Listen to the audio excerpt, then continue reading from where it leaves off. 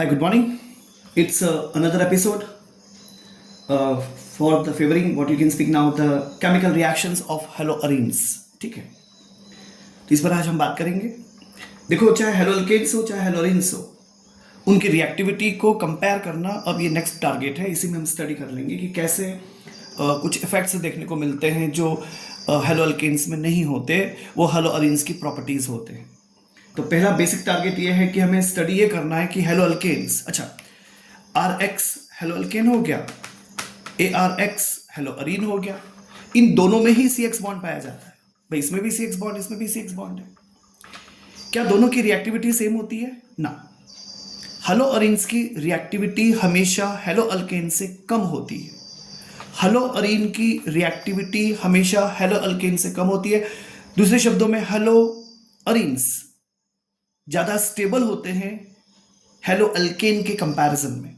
5 important factors होते हैं जिस पे हम गप्पे मारेंगे. पहला फैक्टर जो होता है ना, वो होता है रेजोनेंस इफेक्ट. पहला होता है रेजोनेंस इफेक्ट. साथ में हम स्टडी कर लेंगे, लोकी टूट गई, कोई नहीं, तो रेजोनेंस इफेक्ट. ओके, साथ ही हम इसमें विनाइल को भी स्टडी कर लेंगे.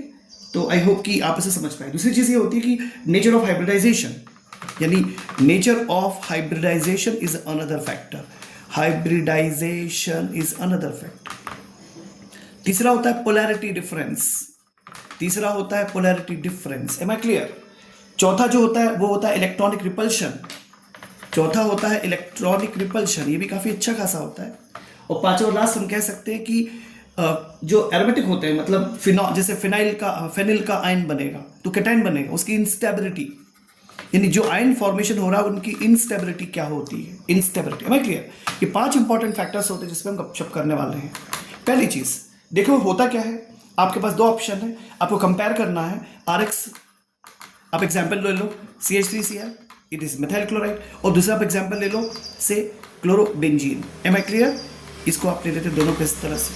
अब आप साफ देख रहे हो, इसमें केवल एक सिंगल बॉन्ड, इसमें रेजोनेंस की कोई गुंजाइश नहीं है. इसमें रेजोनेंस की कोई गुंजाइश नहीं है, कोई शिफ्टिंग कहीं से कहीं हो नहीं सकती. पर जरा क्लोरोबेंजीन पर गौर करते हैं. से दिस इज द क्लोरोबेंजीन. अब ध्यान से देखिएगा पूरी कहानी को. I hope you enjoy this lecture. ये Cl है. Cl के पास भाई साहब इलेक्ट्रॉन्स की कोई कमी नहीं है ना. 6 ये हो गए और 7वां ये है, मतलब ये बॉन्ड फॉर्मेशन में पार्टिसिपेट कर रहा है. अब क्या होता है साहब, ये इलेक्ट्रॉन का पेयर यहाँ आ जाएगा और ये इलेक्ट्रॉन की डेंसिटी यहाँ आ जाएगी.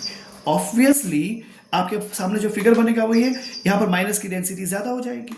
यहाँ हो जाएगा डबल बॉन्ड, यहाँ हो जाएगा Cl, इस पे डॉट डॉट, इस पे डॉट डॉट, और इस पे आप लगा देंगे प्लस, क्योंकि इलेक्ट्रॉन्स ने दे दिए ऑब्वियसली. और इस केस में क्या होगा, ये जो दिख रहा है, ठीक है, ये शिफ्टिंग हो गई. तो ये जो थे, देखो ये तो यहाँ पे आ गया, ये. Am I clear? और इस केस में क्या होगा, अब आप चाहते हैं यहाँ पे डॉट भी लगा सकते हो क्योंकि इलेक्ट्रॉन की शिफ्टिंग हो गई तो. और यहाँ पर इसको ऐसे कीजिए, यहाँ पे ऐसे कीजिए. अगली कहानी में इसकी शिफ्टिंग यहाँ पे होने वाली है. Am I clear? और इसकी शिफ्टिंग यहाँ पे होने वाली है. तो नेक्स्ट स्टोरी में आप क्या बनाने की कोशिश करेंगे, ध्यान से देखिएगा, बहुत सिंपल सा होता है. ये डबल बॉन्ड हो गया, ये Cl हो गया, ये डॉट डॉट हो गया, ये डॉट डॉट हो गया, और ये प्लस हो गया. अब जब ये यहाँ पे आ गया तो डबल बॉन्ड तो यहाँ आ गया ना साहब, और ये यहाँ पे आ गया तो डेंसिटी यहाँ पे ज़्यादा हो जाएगी. हम चाहते हैं यहाँ पे डॉट लगा सकते हैं, और ये है as it is. Am I clear? Next step को ध्यान से देखिएगा. ये कहानी 11th क्लास में भी उम्मीद है आपने पढ़ी होगी. ये हो गया Cl, ये हो जाएगा डॉट डॉट, ये हो जाएगा डॉट डॉट, ये हो जाएगा प्लस. M I clear? अब देखो ध्यान से, फिर से एक बार शिफ्टिंग होती है. इस बार क्या हुआ, आपकी शिफ्टिंग यहाँ पे हो गई. Am I clear? और आपकी शिफ्टिंग यहाँ पे हो गई, तो डेंसिटी यहाँ पे बढ़ गई. देखिए ध्यान से, और ये इधर आ गया, ये यहाँ पे आ गया, ये ऐसे बन गया, ये ऐसे बन गया. अरे यार, ये पेंसिल की नोक का क्या है, खैर.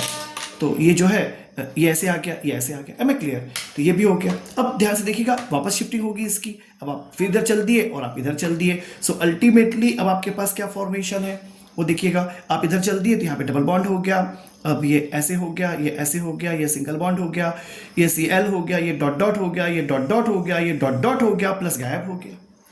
अगर आप ध्यान से देखिए, मैंने पहले भी कभी किसी लेक्चर में इस पर बोला है, फिर से कह रहा हूँ कि जैसे मान लो आप अगर ध्यान से देखेंगे तो हुआ क्या है, हुआ ये थे तुम्हारे पास, ये था तुम्हारा, मैं इलेक्ट्रॉन नहीं बना रहा, ये था. और तुम अगर ध्यान से देखोगे तो इसी का रीअरेंजमेंट फॉर्मेट तुम्हें देखने को मिल रहा है. अगर आप ध्यान से देखोगे तो ये अरेंजमेंट फॉर्मेट देखने को मिल रहा है. ये ऐसे, उसके ये ऐसे हो जाएगा, फिर ये ऐसे हो जाएगा, और ये ऐसे हो जाएगा. अगर आप ध्यान से देखोगे ना तो ये इधर है, तो ये इधर है, यानी इन दोनों को कंबाइन कर लोगे तो शायद तुम इसका एक हाइब्रिड स्ट्रक्चर बना सकते हो। कैसा हाइब्रिड स्ट्रक्चर? जिसमें आप डॉट लाइन से ऐसे रिंग शो कर दो। M I clear? एक्चुअली हुआ ये है, पर इसका इसमें फॉर्मेशन, इसका इसमें तब्दीली जो है वो सिंगल स्टेप प्रोसेस नहीं है। दूसरी चीज गौर करने लायक ये है, अब ये बात फिलहाल तो विवाद का विषय नहीं है, फिर भी अगर आप देखें तो इलेक्ट्रॉन डेंसिटी यहाँ पर ज्यादा है। आपको पता है ये फंक्शनल ग्रुप है, ये पोजीशन कौन सी है? ऑर्थो है। मेटा पोजीशन पर इलेक्ट्रॉन की डेंसिटी ज्यादा है या नहीं है? ये है पैरा पोजीशन, देखो भैया जी, और ये है ऑर्थो पोजीशन। ऑर्थो और पैरा पोजीशन पर इलेक्ट्रॉन की डेंसिटी बढ़ गई है, न कि मेटा पोजीशन का कोई पूछ ही नहीं रहा है। ऑब्वियसली इस तरह के मैकेनिज्म से आपको रिएक्शंस को करने में आसानी मिलती है। अभी जो चीज फिलहाल अवेलेबल है वो कहने में ये, आरएक्स में तो रेजोनेंस नाम की कोई चीज नहीं है, लेकिन हम देख रहे हैं कि अरीन्स में, हेलो अरीन्स में हमें रेजोनेंस दिखाई दे रहा है। रेजोनेंस होने के कारण इसकी स्टेबिलिटी ज्यादा हो जाती है। रेजोनेंस होने के कारण इसकी स्टेबिलिटी ज्यादा हो जाती है। क्यों ज्यादा हो जाती है?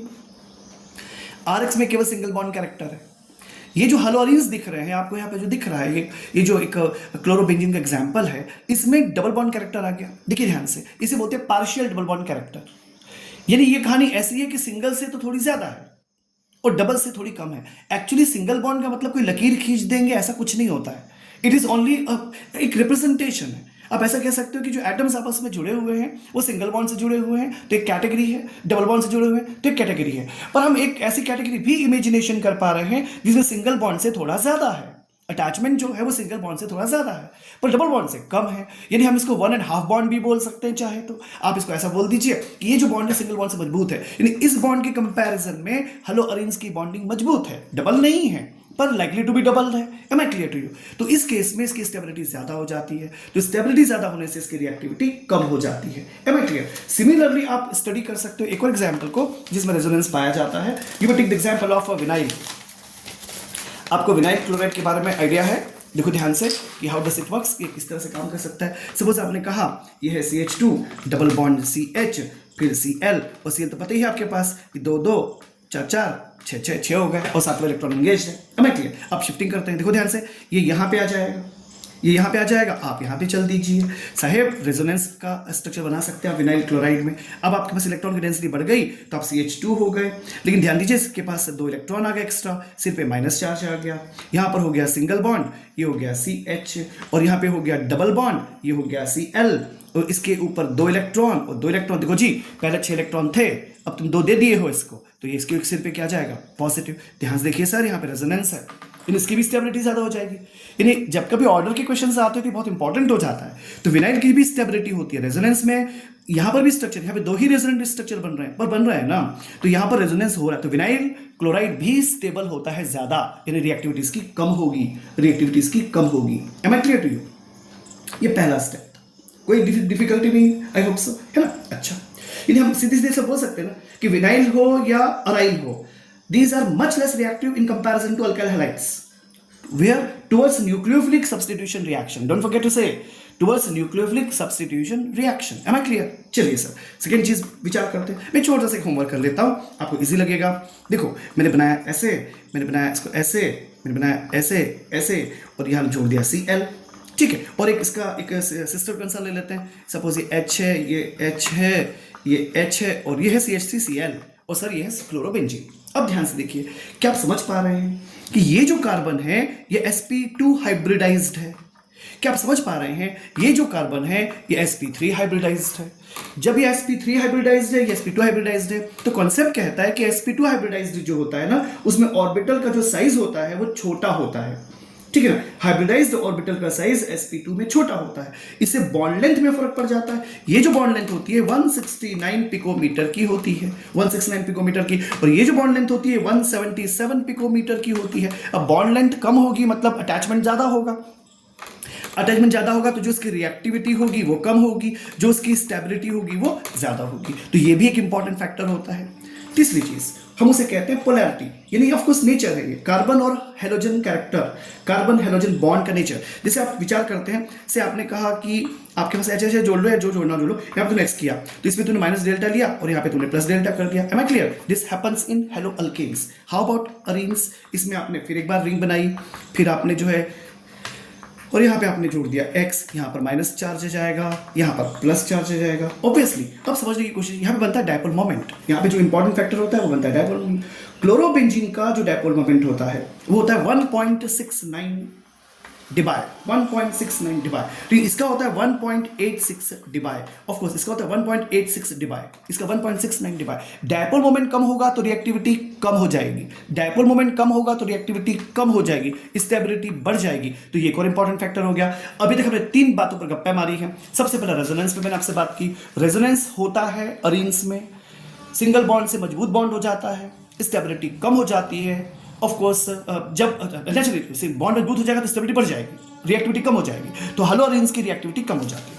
केस नंबर 2 में मैंने आपसे कहा कि जो नेचर ऑफ हाइब्रिडाइजेशन है उसमें sp2 में बॉन्ड लेंथ कम हो जाती है क्योंकि इसका ऑर्बिटल, हाइब्रिडाइज्ड ऑर्बिटल का साइज छोटा हो जाता है 169 पिकोमीटर का, इसमें sp3 होता है। तीसरी बात मैंने आपसे कहा पोलैरिटी यानी नेचर, बॉन्ड लेंथ जो होती है वो कम हो जाती है तो स्टेबिलिटी बढ़ जाती है। नेचुरली यहाँ पर डायपोल मोमेंट 1.69 डिबाई होता है अरिन्स में, यानी क्लोरोबेंजीन के लिए कहा गया। और इस ऑफ कोर्स CH3Cl की बात की जाए 1.86 डिबाई कहा गया। इसकी स्टेबिलिटी कम होगी, डायपोल मोमेंट ज्यादा है, इसकी स्टेबिलिटी ज्यादा होगी, डायपोल मोमेंट कम है। ध्यान दीजिए रिएक्टिविटी और स्टेबिलिटी अपोजिट होते हैं ना, इसलिए। और चौथा फैक्टर जो है जिस पे हम बात कर सकते हैं, चौथा फैक्टर आप ले सकते हो इलेक्ट्रॉन का रिपल्शन। आप समझते हो अरिन्स में क्या होता है और वनैल हैलाइड्स में भी क्या होता है, इलेक्ट्रॉन रिच मॉलिक्यूल्स हैं, तो उसमें क्या होता है इलेक्ट्रॉन का रिपल्शन होता है पाई बॉन्ड्स के कारण। द इलेक्ट्रॉन्स आर रिपेलिंग, मतलब उसमें इलेक्ट्रॉन रिच न्यूक्लियोफाइल्स को क्या करते हो, सिंपली हम कहेंगे कि they repel the electron rich nucleophile from attacking them.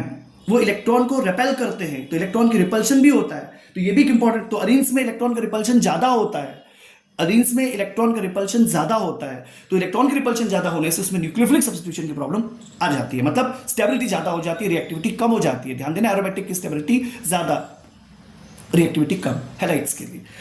M as clear? तो ये सिंपल सी कहानी होगी। ये हम बोल सकते हैं कि जो पाई इलेक्ट्रॉन की प्रेजेंस के कारण अटैकिंग करने वाले न्यूक्लियोफाइल के ऊपर, अटैकिंग करने वाले न्यूक्लियोफाइल के ऊपर इलेक्ट्रॉन का रिपल्शन ज्यादा होता है। Am I clear? और लास्ट जो स्टेप था वो इतना सा कि अगर आप समझें, मैं आपसे क्वेश्चन पूछूं छोटा सा, चलो जैसे मैंने आपसे कहा कि चलो यहाँ लिखा है CH3 CH2 Br, यहाँ से Br बाहर चला गया, क्या बनेगा? आप कहोगे CH3 CH2 प्लस बनेगा। यू आर राइट, एब्सोल्युटली, ये कार्बोकैटायन बन जाता है।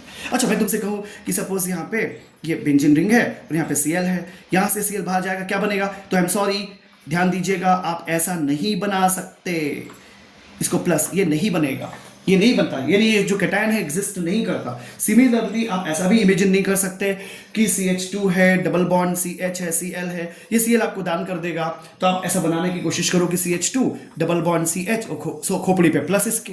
ओ भैया, ये भी नहीं बनता, मतलब जब ये बनते ही नहीं है, मतलब इसमें टेंडेंसी होती ही नहीं है कि क्लोरीन को बाहर फेंकने की, ये कैटायंस नहीं बनाते, तो डेफिनेटली नहीं बनाते, मतलब रिएक्टिव नहीं है ये, तो स्टेबिलिटी क्या इनकी ज्यादा है, रिएक्टिविटी कम है। ये 5 इंपॉर्टेंट फैक्टर्स होते हैं जो आपको एक्सप्लेन किए जाते हैं केमिकल बिहेवियर में। ऑफ कोर्स यहाँ पर basically double bond character, sp2 hybridisation और पोलैरिटी, ये 3 डोमिनेंट कांसेप्ट सामने आते हैं। Am I clear? I hope कि you are simply studying all these excellently. Nice day please.